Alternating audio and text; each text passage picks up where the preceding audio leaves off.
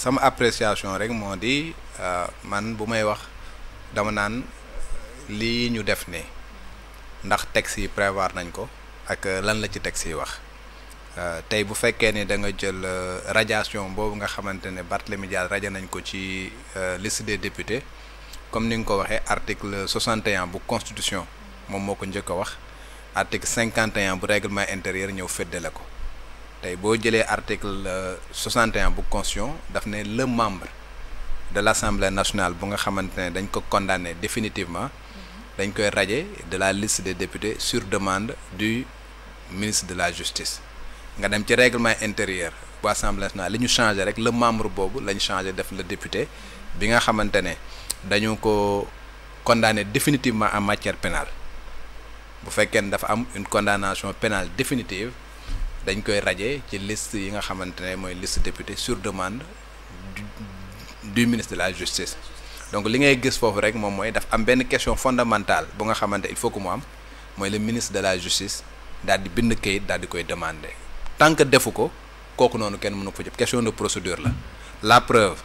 lii nga xamante ne dal na ko tey mënoon na ko dal ci législature ba nga xamante ne passé na parce que Barthélémy Dias sa condamnation est devenue définitive en 2023 bi nga xamante ne Cour suprême dem na ba jël décision définitive dans l'affaire Ndiaga Diouf instant boobu mi ngi woon député ci 14e législature bi te booba Aïssata Tall Sall moo nekkoon ministre de la justice su bindoon kayit jox ko bureau assemblée nationale dafay acté loolu parce que dafa nekk lu nga xamante ne laajuñu assemblée nationale xalaatam parce que bokkul ak nga bind assemblée nationale pour demander à ce que ñu lever immunité parlementaire d'un député bokkul. tey jii boo gisee Ousmane Sonko ba ñuy lever immunité parlementaire am Barthélémy Dias mi ba ñuy lever immunité parlementaire am assemblée nationale Khalifa Sall ba ñuy lever immunité parlementaire assemblée nationale ministre de la justice moom moo bindoon mais dañoo examiner woon loolu nga xamante ne moom la bindoon pour xool ndax dinañ ko def wala duñ ko def mu jaar ci procédure bi yépp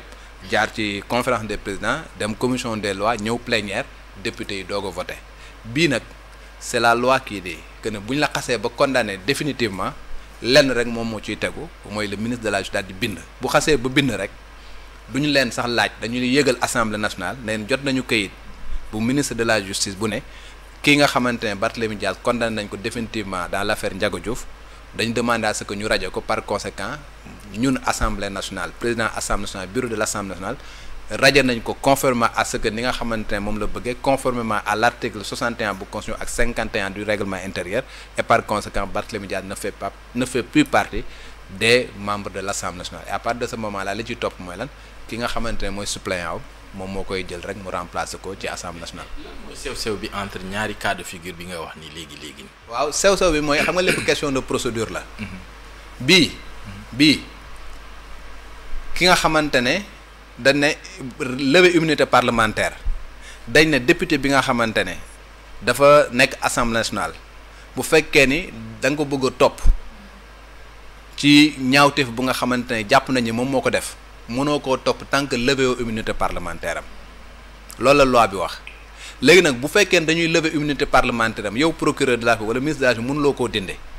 da ngay adresser une correspondance à l'Assemblée nationale wax leen ni kii kat dañ koo bëgg a topp mais mënuñu ko topp tant que mbaraanu kër laayam bi nekk ci kawam teggeeguñ ko et par conséquent dañoo bëgg ngeen teggil ñu ko donc tu demandes parce que amuloo leneen loo def da ngay demander boo demander nag Assemblée nationale. président assemblée nationale mënul ñëw rek parce que demande ak mu jox la te fekk demul ci ñeneen ñi nga xamante ñooy assemblée ñooy yeneen député yi donc dafay jaar ci fi nga xam fa la war a jaar ba dem plénière comme ni ñuy voté toute loi ñu doog a radier ñu doog a astafurlah lever immunité parlementaire nga doog a mën a topp bii nag bokkul bii nañ ko bindee daf ne le député bi nga xamante ne dañ ko condamné définitivement est radié lañ binda est radié de la liste des députés sur demande du ministère donc demande du ministère de la justice procédure la donc bu ko xasee ba demander rek radiation bi dafay consommer wu loolu mooy différence bi. alors démb bi Barthélémy Dias di def sa conférence de presse moom li mu wax mooy que 5 ans yi passé na depuis parce que il a été définitivement condamné depuis 2017 mais yow yaa ngi ne depuis 2023 la sa condamnation est définitive est-ce qu'il y a pas un peu quelque chose à clarifier foofu. waaw xëy na moom moo fàtte xaj na moom moo fàtte mais Barthélémy Diaz en septembre 2022 la ko cour d'appel bu Dakar daal di juger confirmer décision bi nga xamante ne le tribunal correctionnel bu Dakar jëloon na ko muy 2 ans dont 6 mois ferme ak 25 millions dommages intérêts bu mu war a fay la famille de Ndiaga Diouf loolu septembre 2022 la moom mu def pourvoi en cassation bi mu defee pourvoi en cassation la cour suprême daal di jël une décision en décembre 2023 daal di confirmer la décision bi nga xamante ne cour d'appel jëloon na ko donc à partir de la décision bi nga xamante ne cour suprême moom la décidé foofu noonu la ñuy mën a considérer que Barthélémy Diaz a été condamné définitivement et qu'il y a ce qu'on appelle l'autorité de la chose jugée li ñu war a comprendre mooy soo jëlee li nga xamante ne moom mooy la loi organique bi nga xam moom mooy organiser la cour suprême boo demee ci article 36 bi daf lay wax ni le pourvoi en cassation c'est pas suspensif lu dul yenn cas te benn ci cas yooyu mooy en matière pénale donc li ko daloon en matière pénale la donc dès l'instant où moom cour d'appel daal di koy condamné moom mu def pourvoi en cassation kenn mënatul woon exécuter décision bi tant que cour suprême jëlul décision loolu moo waraloon bi nga xamante ne le président Macky Sall jëloon na benn décision pour révoquer Khalifa Sall en son temps en se basant sur la condamnation de la cour d'appel ñëpp taxawoon ñëw ne loolu dafa nekk lu nga xam ne c'est illégal parce que dëppoowul woon ak yoon parce que la condamnation n'était pas encore définitive mais tey jii la condamnation de Barthélémy Diaz est devenue effectivement définitive à partir de la condamnation bi nga xamante ne cour suprême jël na ko ça veut dire que tey ñetti bal yi nga xamante ne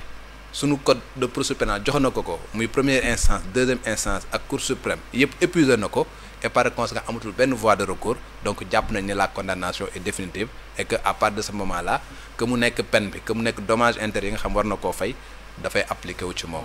C'est la cour d'appel qui a rendu définitive la décision. waaw loolu njuumte la ci moom dama koy invité rek mu dem mu lire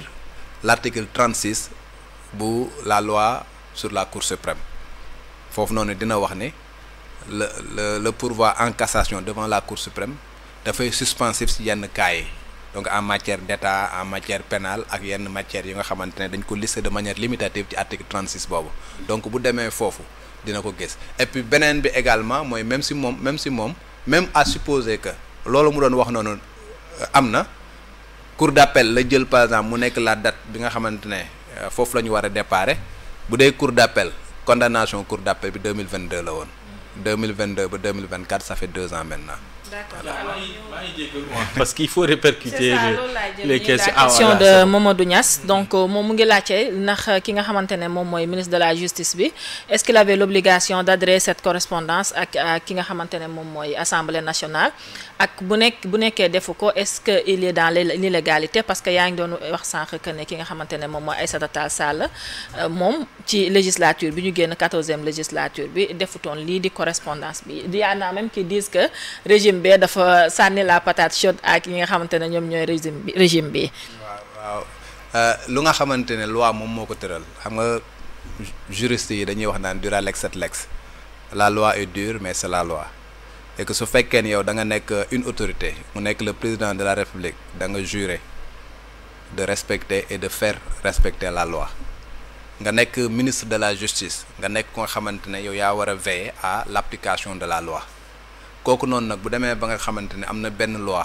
bu ne lii kat ku ko def lii moo war a tegu sa kaw yow sa obligation moo nekk na loolu bu taxawee nga def liñ lay xaar ci yow donc le fait que moom mu bind assemblée nationale daal di wax ni nañu rajee kii parce que